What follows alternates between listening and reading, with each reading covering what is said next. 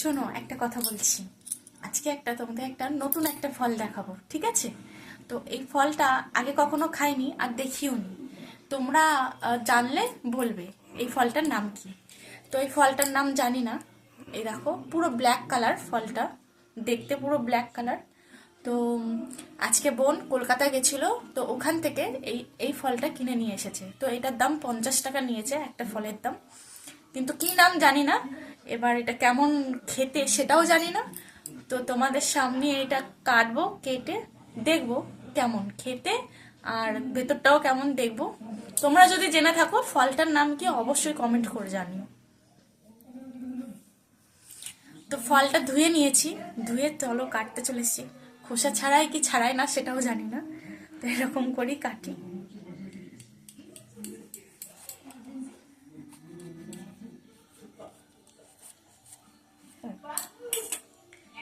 এটা তুলতে ভুলে গেছি কাগজটা। এইটা হচ্ছে লেখা আছে চীনা। চীনা মানে চায়নার ফল, ঠিক আছে? তো আর বাকিটা কেটে গেছে, বুঝতে পারছি না। কাগজটা ধোয়ার আগে তুলতে হতো। দেখা যাক ফলটার ভেতরটা কেমন। তো আমার বরকে দেখিয়েছি, সে দেখে বললো যে এটা আপেল। তো আমার দেখা যাক। দেখো, এটা আপেল নয়, তুমি কিন্তু ভুল বলেছো।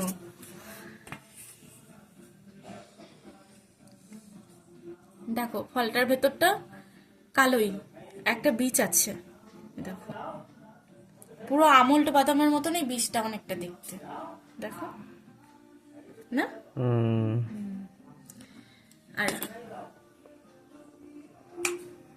গন্ধটা মোটামুটি ভালোই, অনেকটা সবেদা সবেদার মতো গন্ধ, কিন্তু সবেদার গন্ধটা হালকা, যেমন সবেদার গন্ধ সেরকমই হালকা একটু আসছে ওরকম। এবার খেয়ে দেখা যাক কেমন।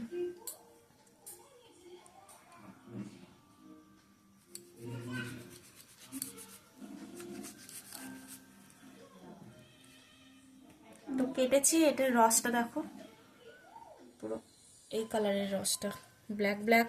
তারপর এই যে red red, red colour, red colour.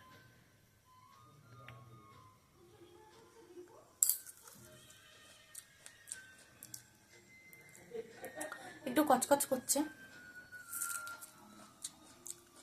খেতে না অনেকটা সবেদা সবেদা,